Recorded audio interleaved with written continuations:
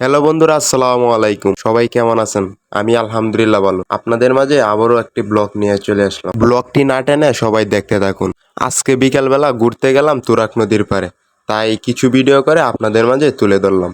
তাই ভিডিওটি না টেনে সবাই দেখতে থাকুন। তুরাগ নদীতে গিয়ে একটি নৌকার মধ্যে উঠে পড়লাম। নৌকাটি নদীর মাঝ পর্যন্ত ঘুরে আনবে 50 টাকা ভাড়া। তাই নৌকার মধ্যে উঠে পড়লাম। আবার নৌকাতে দুইটি বক্সও আছে, বক্সে আবার গানও বাজছে। তাই মনে মনে ভাবছি আজকে অনেক মজা হবে। আবার কিছু কিছু মানুষ নদীর দৃশ্য ধারণ করছে, কেউ ছবি তুলছে, কেউ ভিডিও করছে, আবার কেউ বসে রয়েছে। আসলে নদীর দৃশ্য কিন্তু অনেক সুন্দর। তাই আমি নৌকার একবারে সামনে চলে গেলাম, সেখানে বসলাম। হালকা হালকা বয়ও লাগছে, যদি পানিতে পড়ে যায়। তাই নৌকার মধ্যে আমি ধরে রাখছি যেন আমি না পড়ে যাই। তাও যদি পড়ে যেতাম তাহলে নদীর মধ্যে কিছুক্ষণ সাঁতরায়া তারপরে নৌকার মধ্যে চলে আসতাম। সেইখানে কিছুক্ষণ বসে আবারও নৌকার মাঝে চলে আসলাম।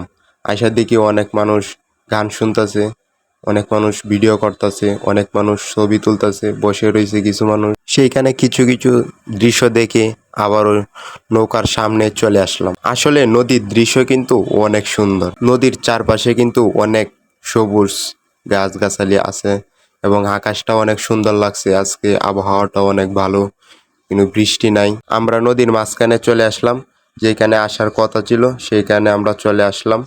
এখন নৌকা ঘুরিয়ে নিচ্ছে, আবার গন্তব্যে চলে যাব।